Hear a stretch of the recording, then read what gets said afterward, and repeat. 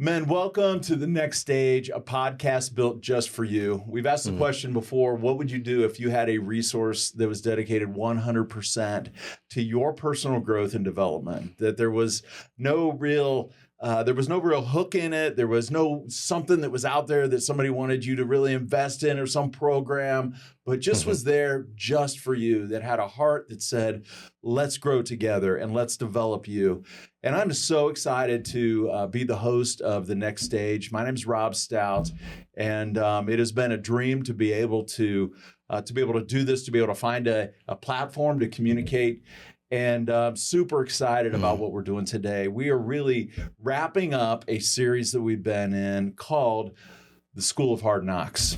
And the format for that has really been out of a book that I wrote called Getting Even, Countering Life's Hard Knocks. And the idea being, how do you walk through this stuff? We get trained in a lot of different things in life. I mean, how to ride a bike, how to throw a baseball, how to study, how to read, how to do business, how to change a tire, how to do whatever it is that we're doing. But how often do we get training and mentoring, really, and coaching and walking through the hardest things of life? We've been in a series called The School of Hard Knocks, and it's been 101, 201, 301, 401. And I'm just going to recap them for you. If I would encourage you to go back and start, I think it was episode 7, 8, 9, and 10. I think it's what it was. But 101, we basically said, you know what? Something needs to happen to you so that something can happen in you, so that something can happen through you. And hard knocks are, in essence, the seasonedness of a battle-tested man.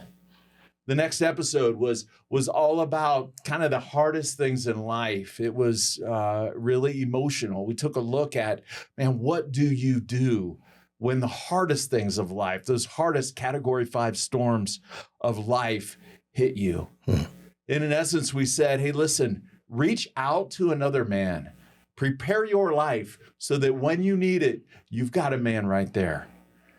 And if you're that other man, reach in to another man's stuff, reach into where he's at, and then reach up to somebody, to God, who cares more about you than you could ever possibly imagine. The next episode, we hit a very practical part of this, and it was get sick and tired of where you are at, make a plan, and get going. And then the last episode, we took a look at the issue of entitlement, where entitlement is really a disease of myopia. It's a very small way of living when all you have is you. Your life becomes very, very small. And the remedy of that is giving. It's living larger. It's breaking out of that and forcing yourself to live larger through giving. For me, that's it. You can tell where a person's life is going by what they invest in financially, giving, and serving. And today I'm super excited. My friend, longtime friend, Joe Bahr is with us, and I'm super excited. Joe and I have been friends for how long? 6 years. 6 years? Yeah. Something like that. We've done some men's retreats together. You've heard me talk about the With Everything men's weekend. Joe has staffed that. We've been through a number of different things together. And this is a guy that I love. And just super excited that we've got him here to just talk and tell stories about the School of Hard Knocks and some of the things he's learned and some of the things he would pass on. So super excited, Joe. Welcome. Thank you, brother.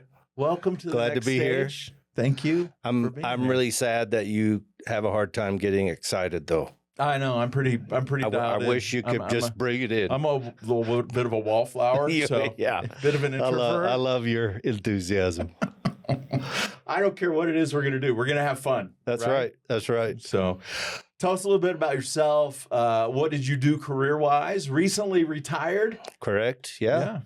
Tell us. Feels good. Give us that 30,000-foot view. What did you do career-wise and a little bit of that background? I would say that from 1977 to current, I've been investing in men. That happened through Young Life. It happened through a used car business that I was a part of out in Northeast Colorado. Happened through ministries like FCA, our prison ministry that we've just started. But I was in full-time ministry for 25 plus years. The last 8 years, I've been working for a electrical contractor and supporting those guys. So I would say really my career's been investing in men. Yeah, that's awesome. And a little bit about the prison ministry. So just so cool what you guys are able to do. So about 20 years ago, my wife and I got exposed to prison ministry. And you're doing time or what? We had dinner with a lady whose son had just gone to Young Life camp and given his life to Christ. And she's like, hey, can you come out at Christmas, Darlene? Darlene had just released an album, and I guess what an album is, a CD. Yeah. Okay. All right. I think they still call them albums, though. Let's go with that. It's recording. Of some sort. A recording. 8-track. Joanne really loved Darlene's music. Said, can you come sing to my boys? She's like, well, I know you got this son here, and you have another, but you want a private concert? She's like, no, I'm the warden at the work camp, at the federal work camp outside of El Paso. La Tuna, and Darlene gulped, her eyes got real big, and she said, you want me to come to prison? Wow. And Joanne was so smart. She's like, nobody comes at Christmas, Darlene. And I will have cinnamon rolls and Hallmark cards, and everyone, I think there was about 300 guys in this work camp. Right. And we went, Darlene got like 6 standing ovations. She's like, whatever this is, I got to keep doing it. Wow. And I had connected with one guy that I'm still connected with. And we went through Costa discipleship. And just kind of, I'm more of a one-on-one or small group type guy. Darlene is more of a bigger the better. So that's how we got into it. So investing in men from high school to guys who were very, blue collar in their approach to guy as far as the electricians go, to men in prison. Yeah, capital murderers. Yep. Right. Yeah, you don't land on Texas death row for cheating on your nice SAT. Guy for cheating on your SAT, for jaywalking, right? Yeah. Exactly. Cool. So, kind of turning the corner here to the topic of hard knocks. We made the statement in our first, in 101 of this, that hard knocks are the mark of a battle-tested man. Right. And something really needs to happen to you so that something can happen in you, so that something different and new and better and growth-centered would happen through you. Right. Give me your thoughts on that and kind of how you've kind of learned through that in your own life. Scripture says, in this world, you will have trouble. Yeah. So it's appropriate for us to expect there to be trouble, Rob. So for me, that trouble started kind of at a young age. And a lot of my messaging to myself was, I'll never be like my dad. That really stinks, to be a son of a dad that you love, that you don't want to be anything like. So this wasn't a positive thing, like I'll never measure up to him. Like, no. I do not want to be like I don't want to follow in those tracks. Yep. And fast forward, married now, have a kid, and I catch myself saying some of the same things that my dad had said to me. And I was like, this needs to change. Right. This has to go differently. Right. So in that time, I was talking to my daughter today, and she said, Dad, thank you for getting outside of yourself and getting some help in a time, this was in the 80s, where men did not do that. It was not real in vogue. Right? No. You're a broken man if you need a counselor. Right.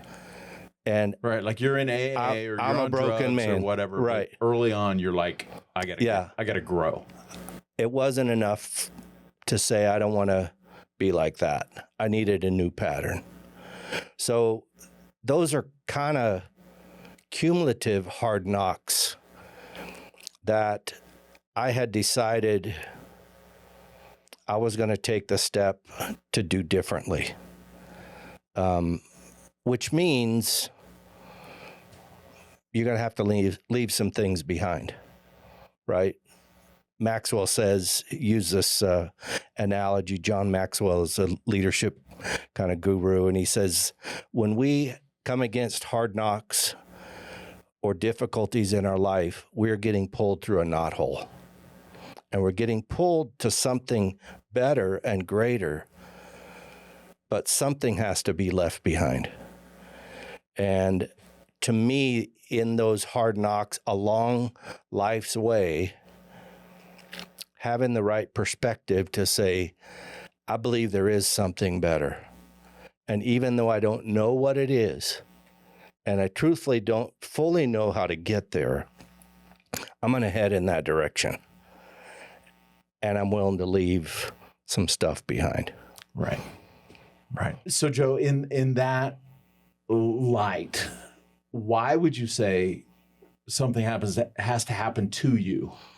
Like, why does trouble have to come? And even talking to men who aren't of faith necessarily, right? Why does something difficult have to come and hit your life in order to make you into something different? Why would you say that is? See that in dynamic? Of course, yeah. I think as men, as humans, we have the mantra, if it's not broke, don't fix it. So we will not fix something we don't perceive to be broken, right? And then there's the other end of it too, where men are trying to fix things that are perfectly fine. They just like to tinker. So I think for me, what that caused was an impetus to do different. Yeah. And it also, like if you think about like sports or like life as a sport, there's something in us or something. You were a wrestler, right? High school. There's something that is like we want to be pushed to that other thing. Right. But we need to be taught that something needs to happen. The discipline needs to happen to us so that something can happen in us. And that something in us is mental discipline, emotional discipline, physical discipline. And it's interesting that an entire generation is growing up where parents are trying to keep all of that stuff from happening to their kids. Right. Yeah. They're trying to protect them from the difficulties, but they're robbing them.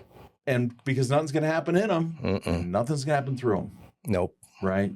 And so it's easy for old guys to sit and go, oh, yeah, it's this generation. But guess what? We did it. Yep. We didn't have a choice. Right.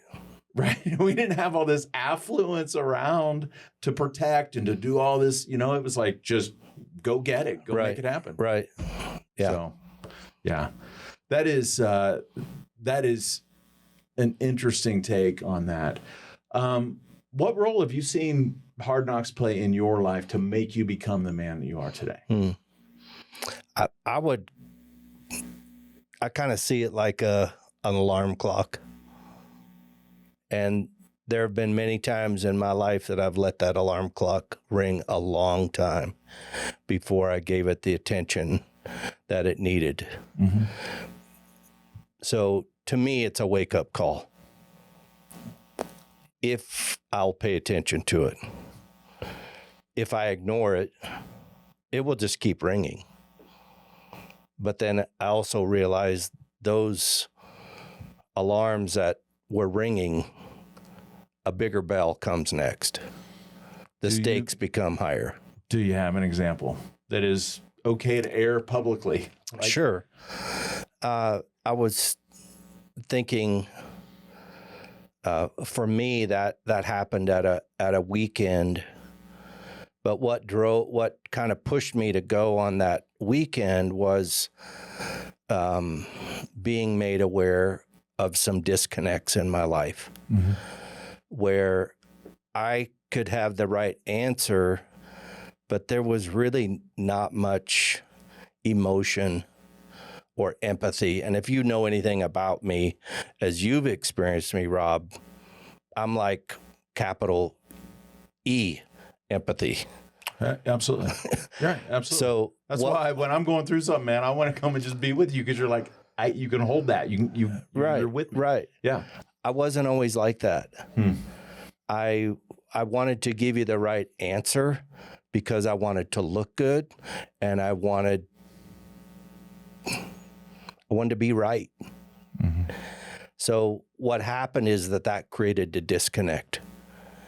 And interestingly enough, and I wonder if this isn't true with most guys, that we disconnect from our greatest asset. And so for me, understanding from my wife and my daughter that you got some things you need to look at, Dad, honey. You got nice answers, but they lack compassion and they lack empathy. Why do you feel like you have to do that? When did that happen? How long ago was that? About 7 years ago. Okay. Not that long. Right. So it needed to happen. So you were right answer guy. Yeah. But a little distant. Right? Mm-hmm. And what was formed in you was empathy and opening up, just being vulnerable with other men. Right. I think the empathy was always there. And I could have that for other people, but not my own family. Isn't that interesting how that plays out? And I think it's true for a lot of guys. Yeah. Is that we can be more of ourselves to people that don't know us. To me, the stakes were higher. I wanted to have the right answer, the spiritual answer to my family and lead them well. Yeah, I had no idea what it looked like to lead a family spiritually. Sure. And I'm still growing into that. Right. I mean, to me, that's the great adventure. Right. But you're right in that. In this, we get applauded at work, we get awarded, we get accolades. We go home. Nobody sees this. Right. Right. Nobody. It's like, but it is true. The stuff you do. I've been learning a lot about Kobe Bryant, like after he died, right? Of his work in the gym that nobody saw, the training regimen and all that. Nobody saw that. Yeah. But it helped him become the player he was. Right. And it's like, you know what? Yeah, the stuff we do that nobody's watching. Right. Nobody cares. Nobody's going to award Joe for sitting and talking with his wife or his daughter, right? But that's the stuff that forms the good stuff in you. Yeah, it does. It's really good. It's good. If you pay attention to it. Right. A boss of mine said, if you don't pay attention, it causes pain and tension. And that has kind of stuck. Of Joe, you need to pay attention. There are bells ringing. There are lights flashing. Pay attention. I hear it. I hear it. It's good stuff.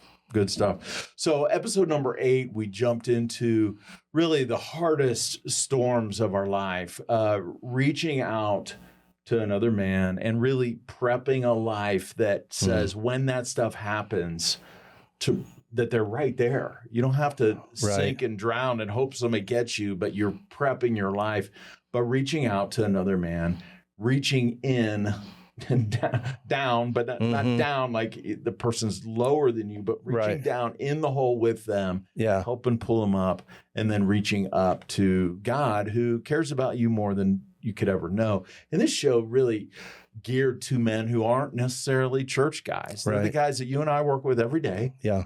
And we just try to live out practically what this looks like. And it leads to a lot of good conversations. But that whole idea of reaching out to another man and not being isolated when stuff hits our life. What would you tell men about doing that versus the tendency to kind of cower in the corner and just be the hurt, wounded animal? Yeah. What would you tell a man about that? It seems, Rob, that kind of what's in spiritual things, be natural, right? In natural things, be spiritual. Okay, meaning our tendency is to go back in our cave and get to safety when hard things happen.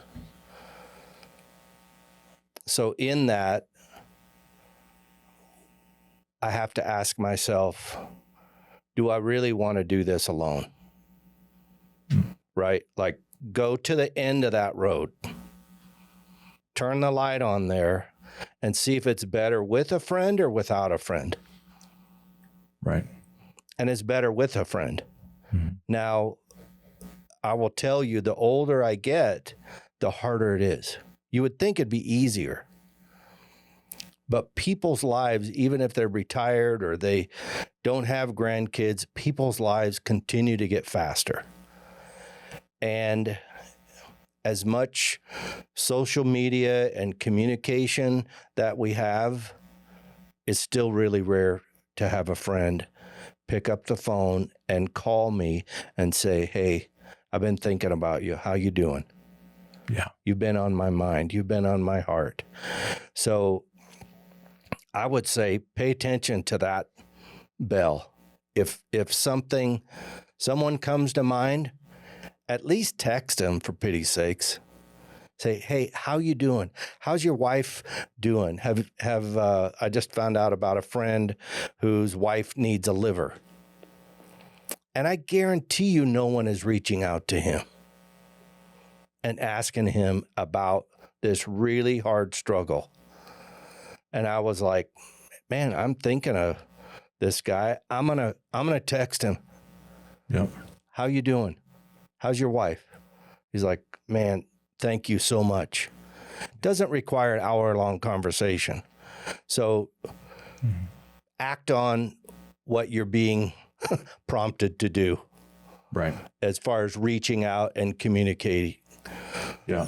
And that's really an example of the reaching in. Right. We talked about the Brene Brown idea of, empathy being jumping, not throwing a book down in the hole to somebody else or throwing a Hallmark card. Right. Not that there's anything wrong with Hallmark cards. Right. But jumping in the hole with them. Right. Right. Have you always been a man who cultivated relationships around you so that you had people to reach out to? Or is this kind of a newer development in your growth as well? I had to learn that. Okay. I realized that I didn't have the pattern that I wanted and needed. So I went to a fellow car dealer. I knew he was a believer. And I said, hey, Hayes, would you mentor me? And he flat out told me no. Right. And so he's like, well, this just happened to my family, and I don't think I'm the right person to do that. And I just said, hey, can I just come to the dealership and grab a cup of coffee and come sit in your office every other week? Oh, yeah, we could do that. Right. And so I kind of forced my way, knowing that I needed, believing that that was the man that God was leading me towards. Right.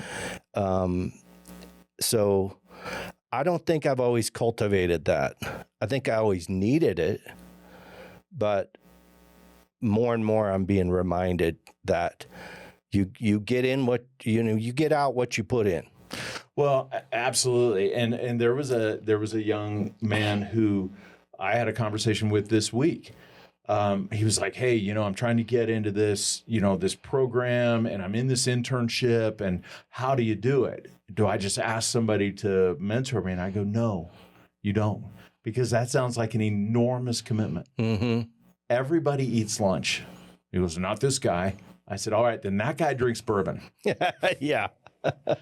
or whatever. Or he Right, does right. coffee, or he gets breakfast, and you just say, hey, can I grab a cup of coffee with you? Right. You're on a break. Or you just force the conversation. Right. And you end it with, man, can we grab lunch sometime? I'd love to continue this conversation. Yeah. You don't necessarily ask for this big deal, but for younger men, and I've had that question a lot from younger guys, like, how do I do this? Well, you're not asking for for the moon. The moon. Right. You ask for a little sliver of a half an hour. Yeah. Or you just start a conversation. Do you have a minute? Right. All of a sudden you become very interesting to them as well. And that's more on the mentoring side of things. So the last phase of that 201 part of what we were talking about is really the reaching up. And we talked about reaching up to, you may not be religious guy. You may not be church guy. You may not be guy who really has ever thought at all about God. But I can guarantee you, when the fecal matter of life hits the fan, your reaction is to either blame God or seek God, one of the two, right? You don't even have to be a churched person to do that. The old line, there are no atheists in the foxhole, right? When you're under desperate circumstances, the idea of, we talked about it, is reaching up and just going, God, if you're there, type of a deal. Really, the question, Joe, I have for you is, what would you tell a man about, like, he's not necessarily religious. He's not a church guy. He's just a normal guy. He's not a bad guy, just a normal guy. Right. Right? But what would you tell him about reaching up when he needs something in his life? Like when it really hits the fan in life. What would you tell him? I would say, be honest with yourself. Be honest with whatever you think is out there, to the point where you just start at the beginning. Start with what you have. If that's a 1% faith, start there. God, if you're really there, I could really use some help. That's an honest prayer. I think any man, woman, or child could pray that prayer honestly. Right. I know for me, where I encounter the up the best is in solitude. So pay attention to what's blasting here. Is it CNN, Fox News, podcasts? Right. Twitter. There are so many things that are vying for people's attention. I think guys especially. Just shut it off for a bit. Right. Maybe that's first thing in the morning. Maybe it's last thing at night. And utter the best cry for help you know how to utter. Right. The old, God, if you're there, you know, right. Just call of the heart, like to just go, if you're there. And I told him, man, this was a couple weeks ago. I was like, listen, if you were created the way I believe you were, if there is an intelligent designer, if somebody knew you before you were born, which I believe all that to be true, that absolutely makes sense in my life. If that's true, don't you think that God would know how to connect with you? And I told the guy, young guy, 15 years old, I said, my prayer is that you would reach out to him and find him, because he's reaching out to you. Yeah. Didn't need to go into some sermon or anything. Right, That was right. plenty. But I was like, doesn't it make sense that he would figure out how to connect with you? Yeah. Yeah. And for a lot of guys, that happens outdoors. Absolutely. Right? Absolutely. I mean, the heavens declare his goodness and greatness.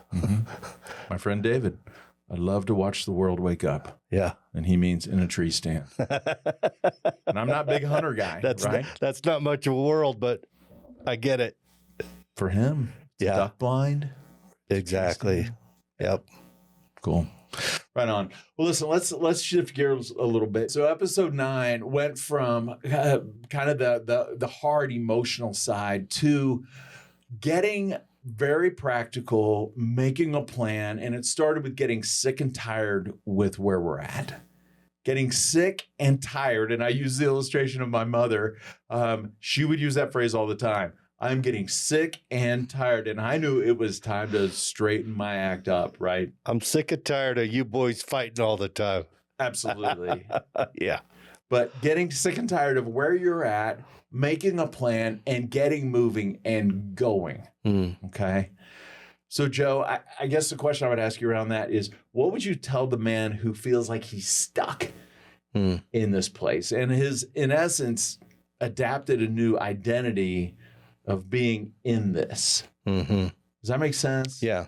What would you tell him? He's dealt honestly with the kind of the emotional thing, but his tires are kind of spinning and he's kind of like, Right.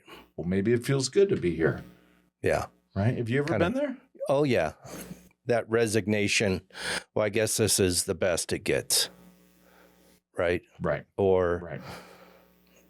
and at my age, I went through a season where I thought the best is behind me. It's not even, this is the best. It's like the best is back there. And that's just another depth of resignation, right? So I would say, don't give up. Even if all you can do is take a half a step. I think most of us get stuck because we don't see the way out. And the world has kind of come around us and held us in that spot. Even if you can just kind of take a half a step towards what it is that you want.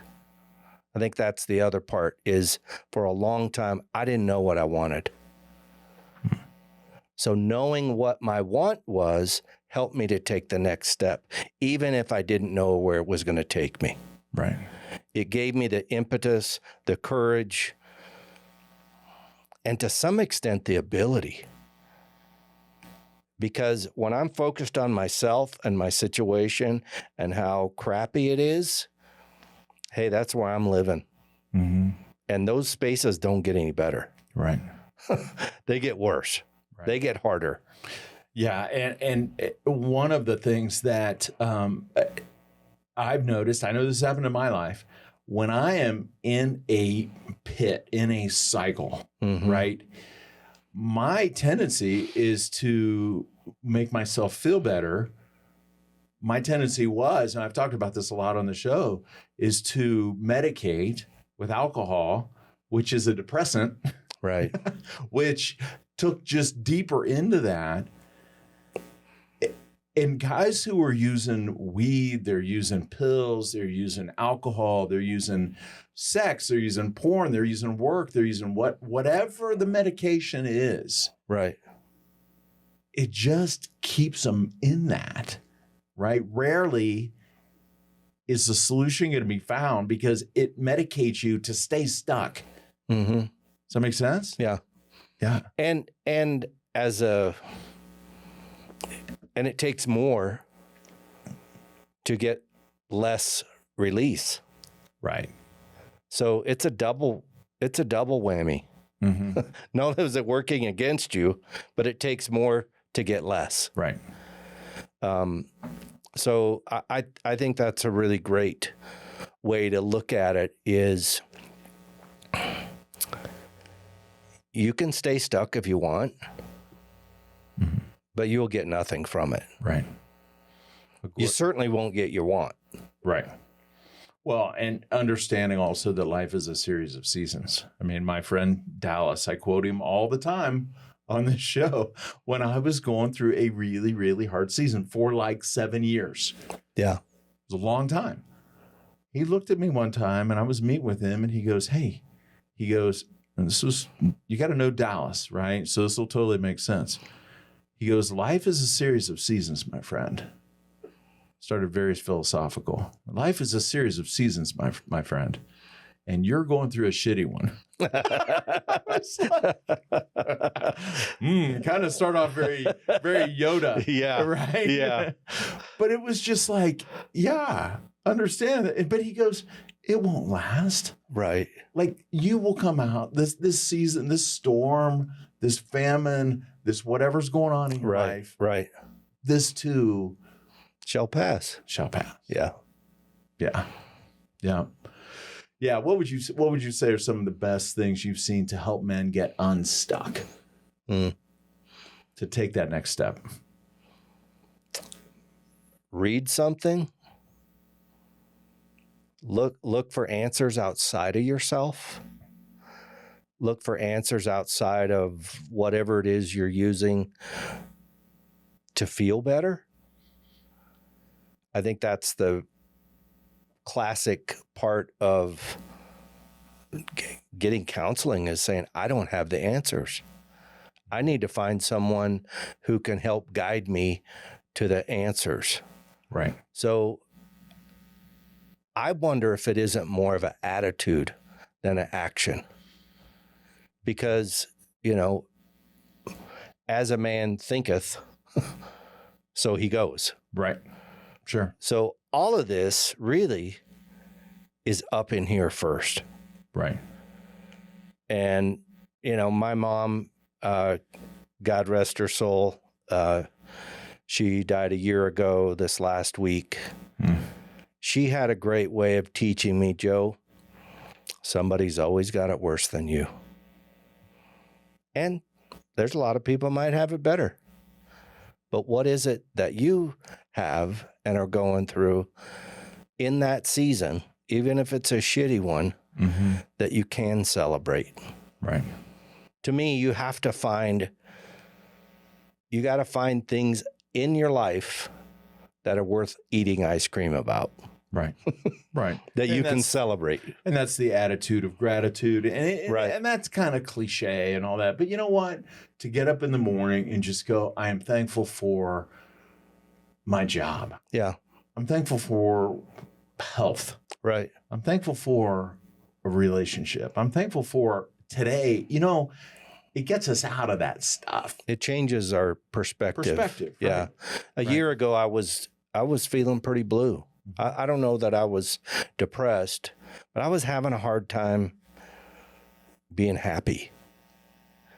And a lot of it was impending retirement, and would there be enough money, and how was it going to go? And, my dad worked all of his life at something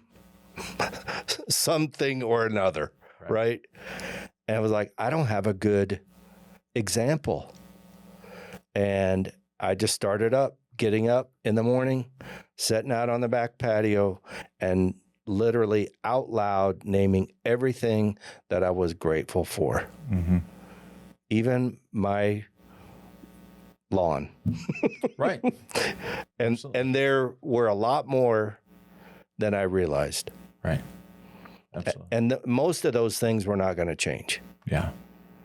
That's the other part that anchors you in that exercise, if you will, or that discipline, is most of those are not going to change.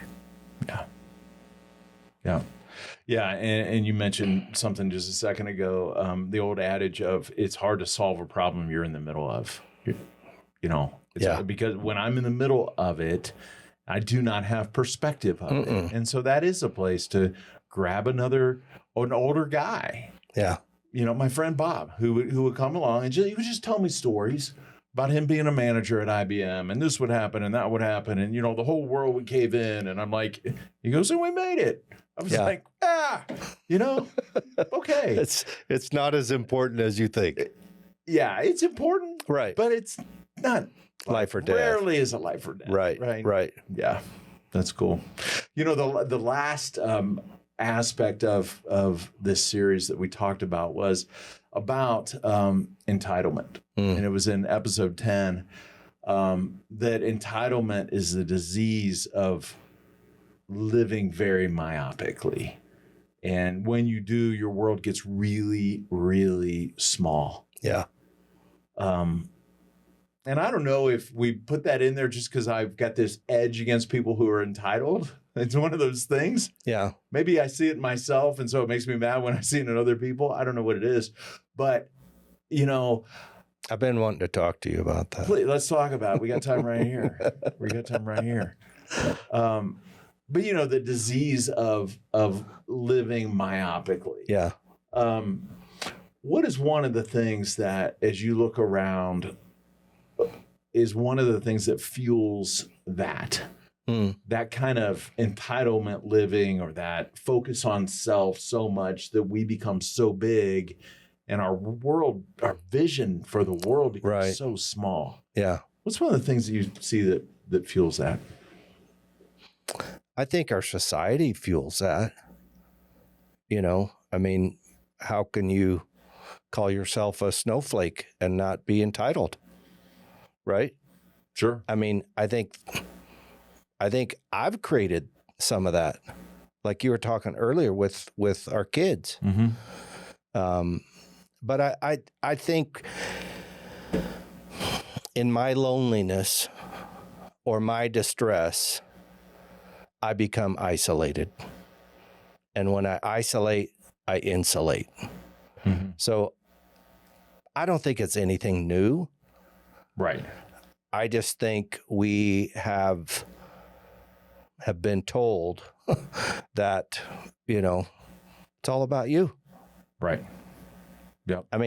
Tell me what advertising piece on TV isn't saying you deserve this.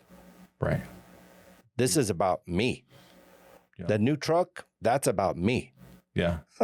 And all it's done, it's the same message. It's just escalated with all of the social media and, me putting a thing on Instagram. Oh, we're killing it here. I'm a real estate guy, and I just, sold my 100th property this year, or taking a picture of yourself near you're in a Lamborghini that's not yours. That's not yours. Or outside that house.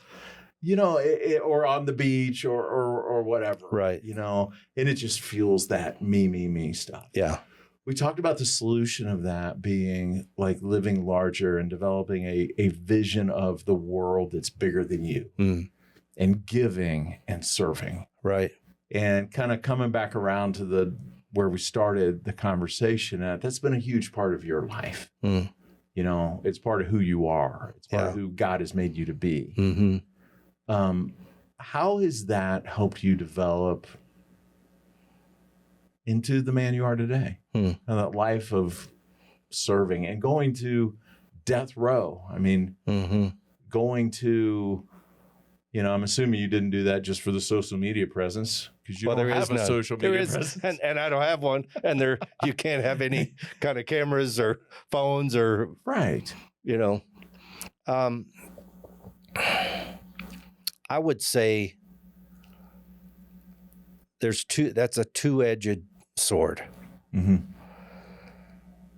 One is there have been times that I've found my identity in the serving.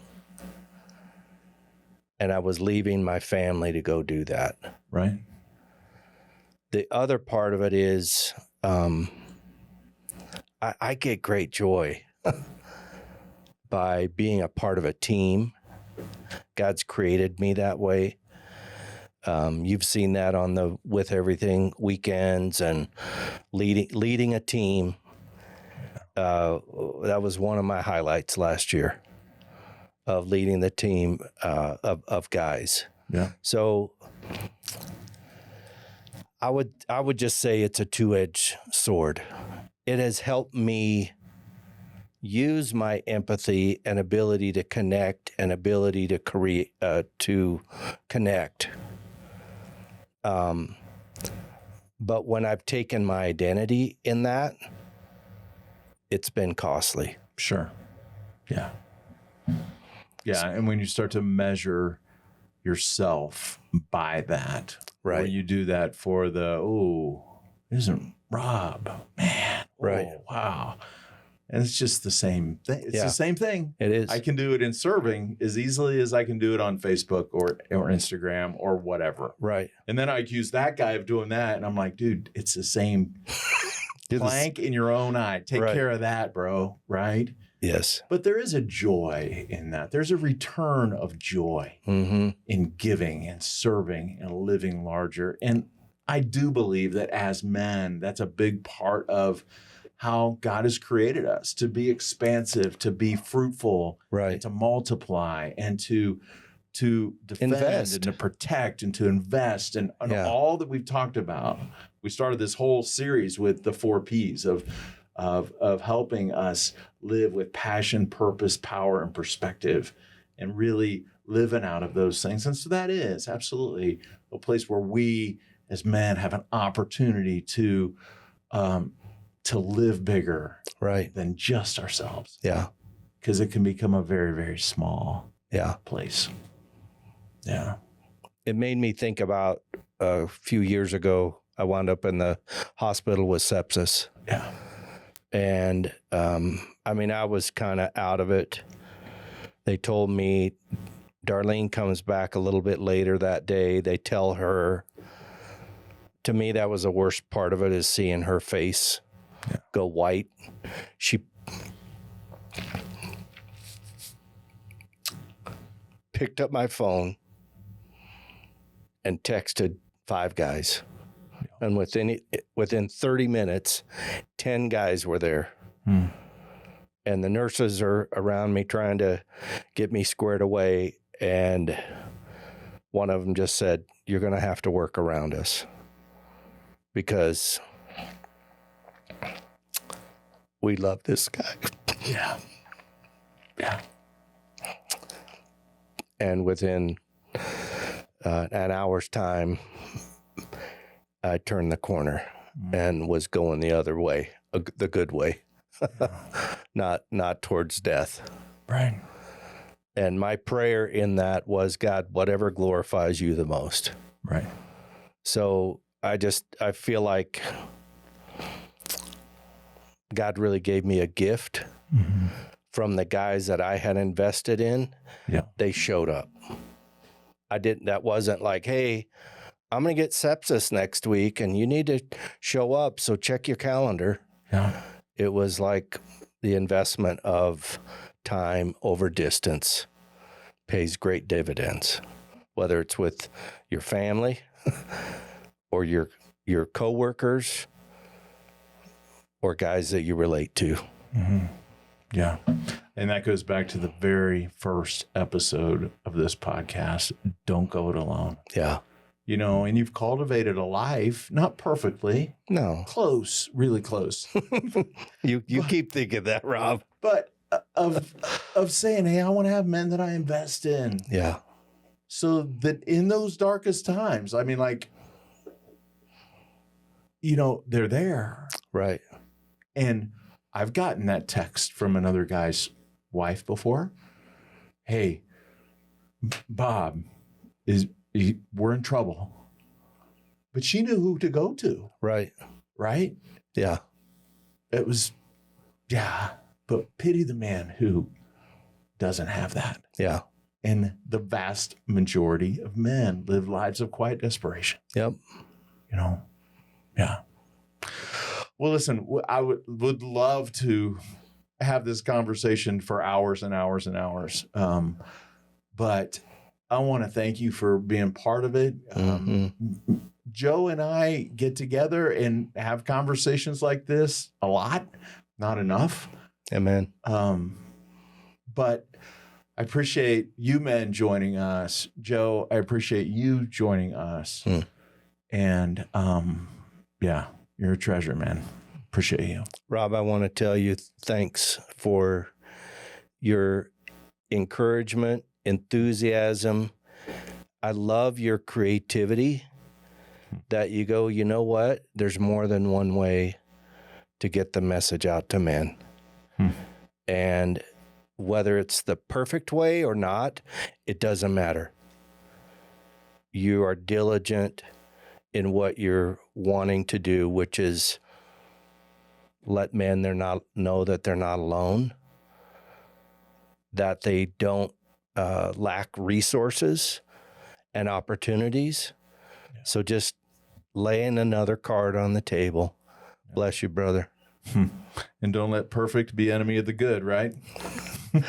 Just take perfect off the table. Just take perfect off the table. Yeah. But man, we appreciate you being part of this. The Next Stage is created for you as a resource to help you in your journey. And we appreciate you being part of this whole series. I'd encourage you to go back and listen to episodes, 101, 201, 301, 401. I think it's 6, 7, 8, and 9 and 10, maybe something like that. Grab those episodes, listen to this whole thing, pass them on to another man in your world. And we will see you on the next episode of The Next Stage. If this has meant something to you, please reach out, email us, thenextstage@sherpa5280.com. Thanks for joining us, and go be awesome in your world today. Thanks very much. Hey, and one more thing. If you have gotten something out of this episode or any of the episodes, like, subscribe, share, spread that around. We'd love to increase our scope of what we're doing. I think there's probably more than just, two guys sitting here who could benefit from that. So like, subscribe, share. We'd love any, help that you can give us in spreading the word for The Next Stage. So thanks so much.